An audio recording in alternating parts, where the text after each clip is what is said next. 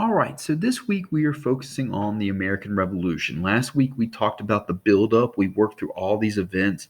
The anger that the colonists have is mounting, okay, and we ended with two key events there, the Boston Massacre and the Boston Tea Party. And we also ended with this idea of the colonies getting together to form the first united government, the Continental Congress, the first Continental Congress. And that first Continental Congress is going to go on and eventually produce the Declaration of Independence. And we have officially declared our independence from Britain. Now comes the hard part. We kind of have to put our money where our mouth is, and we have to fight and win that independence. So, as we move into the actual conflict itself, let's look at both sides. Both sides are going to come into this conflict with some very good strengths and some very damaging weaknesses. Okay, so we're going to look at the strengths and weaknesses for both sides, the British versus the Americans.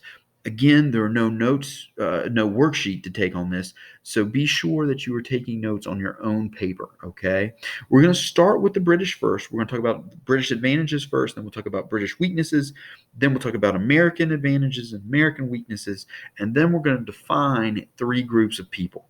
Okay, in terms of the fighting and in terms of the war. Okay, so let's start with the British side first. Number one, the big British advantage. Britain is the most powerful government in the world at the time. Okay, it has beaten everybody else.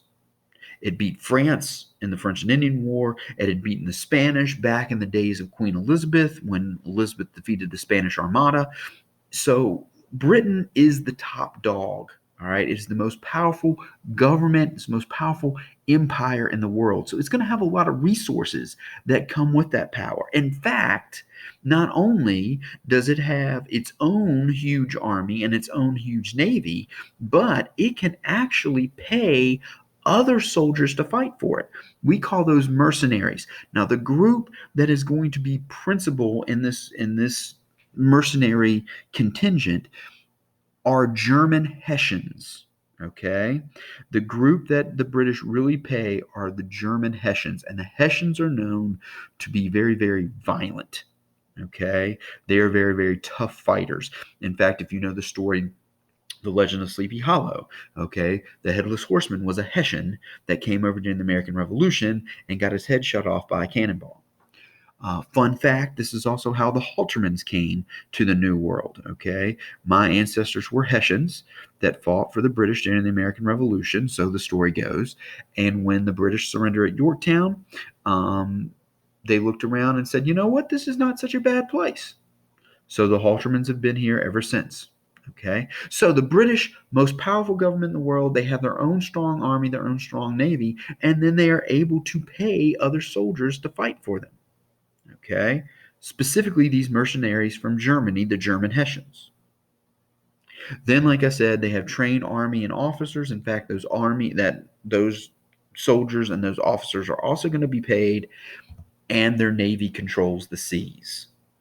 Right now, one of the disadvantages with the fact that you've got paid soldiers like mercenaries, and even though your army is one of the best in the world and your navy is one of the best in the world, believe it or not, that really does not give them a motivation to fight. Okay, because they're only doing it for the money.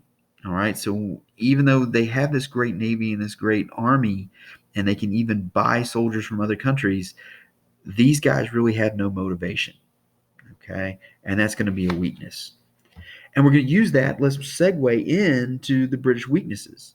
Number one, the British are used to fighting on equal terms. Okay, this is the style of warfare. This is the age of warfare where you march out in nice rows, nice squares. Okay, and you fight face to face. Okay, and that's the proper way to do it. And you trade sides, and whoever kills more, the other side wins.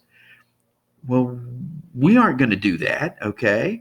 We're going to take some cues from Native Americans, and we're going to fight behind fences and behind trees and behind boulders and stuff like that. We're not going to fight out in the open like the British. And the British just don't know how to adapt, okay? Because it's ungentlemanly the way we Americans are fighting or the way we colonists are fighting, hiding behind trees and rocks and walls and stuff like that, okay? The British just can't get their heads around it. Now, closer to the end of the war, they begin to kind of realize what's going on. But they are used to fighting on equal terms, and we are not going to do that. Okay? The other thing, it is hard to get supplies to the British Army. Britain is all the way across the Atlantic in Europe, okay? And the fighting is going to be done here. So it is hard. It takes time to get weapons and more troops and uniforms and everything like that all the way across the Atlantic. Okay. Oh, speaking of uniforms, okay, this idea of fighting on equal terms, the British had these lovely red uniforms with this wonderful white X across them where their shoulder straps cross. And the Americans learn aim for the X. Okay. And of course, we're running around. I mean, you have the Continental Army that has blue uniforms and stuff like that. But by and large, a lot of the Patriot forces are wearing whatever they got at home. So it's going to be very brown, very plain clothes. All right. Definitely not the shiny red uniforms that the British have. Okay. So talk about not fighting on equal terms. All right. The British have these lovely uniforms with this white X across them. We know exactly where to aim. Okay. So, hard to get supplies to the British Army. I apologize. I digress. Back to the weaknesses. Okay. Also, there are several British soldiers that just can't see us as the enemy. All right. They still see us as members of the British Empire, as fellow British subjects. And they do not like this idea that they are fighting against fellow British subjects. I told you they have no motivation. This contributes to the lack of motivation on the British side. They see us as fellow British subjects, and they don't want to fight us. Okay. Um, Now there are some that have no problem with it. Okay. Um, but there's even more that say, look, we're brothers and sisters here. Why are we fighting against them? Okay. So that also contributes to this lack of motivation on the British side.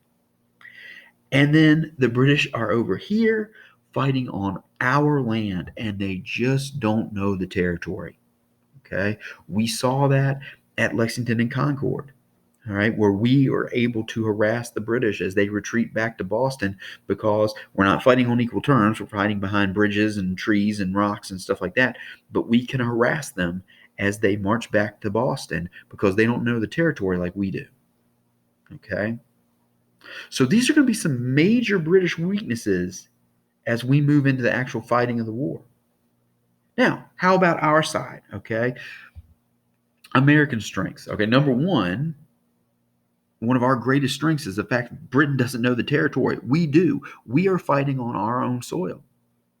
And not only do we know the territory, but because we are fighting on our own soil and we are fighting for our homes and things like that, that is going to give us motivation to fight. Okay. We are protecting our family. We're protecting our homes. We are fighting for our independence. We are going to have motivation. One of our greatest assets is going to be this guy right here, George Washington. The more I learn about Washington, the more I appreciate him. Not only did he have good military knowledge because he had served in the French and Indian War and he had impressed the British in the French and Indian War, he also had good leadership. People trusted him. Okay.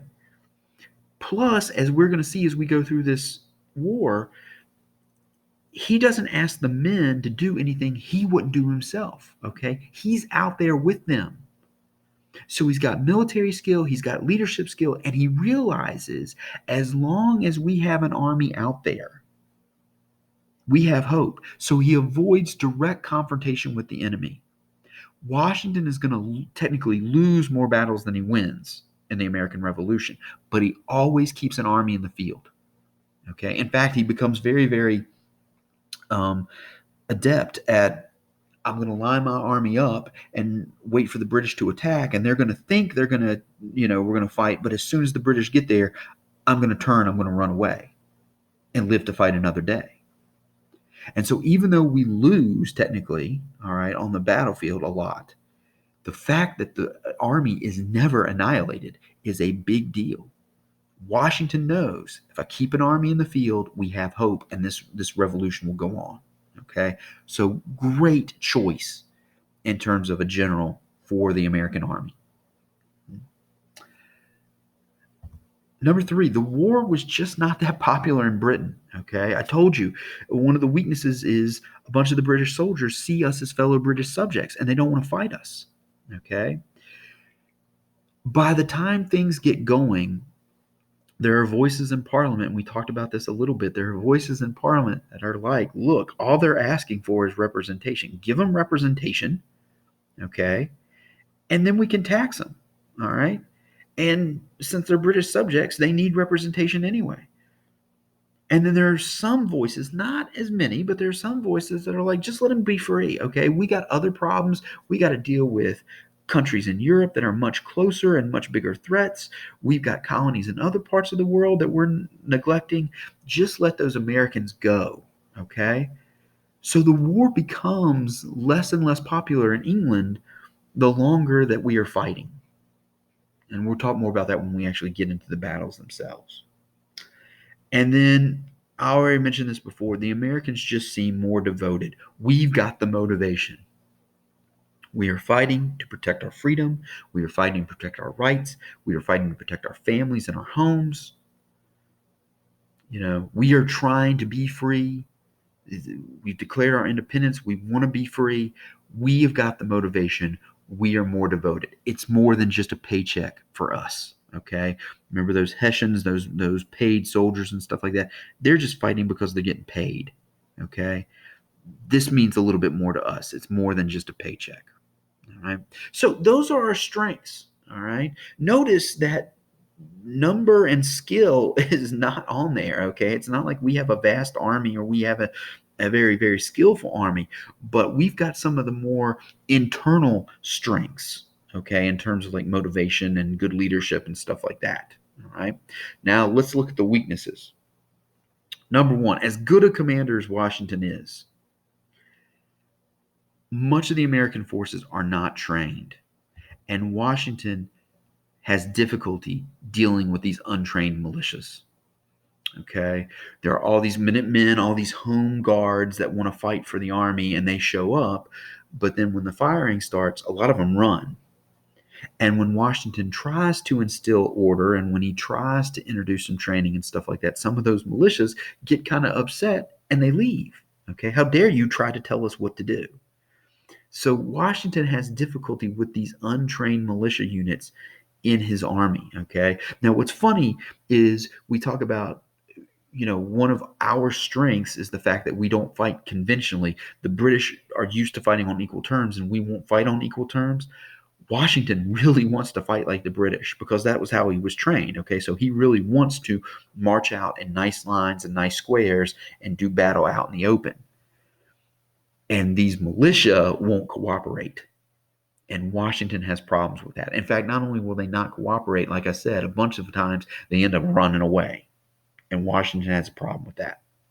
In fact, that's weakness number two. We have a lot of deserters. There's trouble keeping citizens in the army. Okay. Some of them sign papers like I'm going to be in the army for X number of months or maybe X number of years. And when their time is up, they just go home. Okay.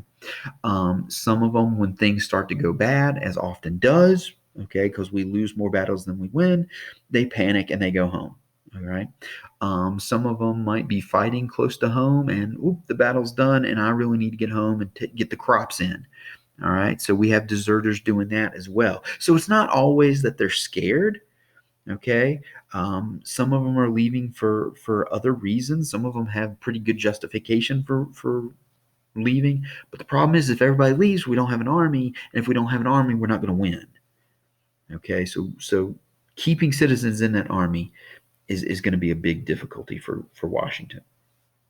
Number three, we talk about the British have paid soldiers. The British have a big army. The British have a big navy. Even though they're in debt, okay, from the French and Indian War, they still have some money. We don't have any money, okay? In fact, that's one of the big issues with the Continental Congress. Washington is continually requesting money for more troops, more weapons, more food, okay, more supplies, uniforms, boots, things like that, okay? And we just don't have any currency because we're trying to start from scratch, okay? So no money is going to be a big problem for us. And then the last part, the British have trouble getting supplies. Well, we can get supplies, but they're just bad, okay? We have bad supplies, we have bad food. In fact, when we get into the fighting, we're going to talk about a couple very harsh winters that are even more detrimental to the American forces than fighting the British are. Okay, we're going to lose more people during the winters because we have bad food and bad supplies than we do from actual fighting with the British. Okay, so those are the strengths and weaknesses for both sides. Now, when you look at this, if we were in class, when you look at this, I would ask you on paper who should be dominating this war. It's the British, okay? It's the British. They've got the army and the navy and the paid soldiers and stuff like that, and the trained troops and the leadership and stuff like that. Britain should have dominated us from the beginning. So the very fact that we are in this as long as we are and we ultimately are successful, I think stands to our credit, okay? That even though we have these weaknesses, we are going to overcome them and we are going to stay in the field until we win this thing. Okay. And the fact that Britain doesn't blow us out of the water to begin with is a big deal. Okay. The fact that we're able to fight like we do and the war lasts as long as it does, even though we have these significant weaknesses, the fact that we're victorious is something to be proud of. Okay. We really do overcome a lot for our victory. Now, as we get into the war, we talked about this with the story of a patriot. We talked about it at the end of last week. There are different groups, okay?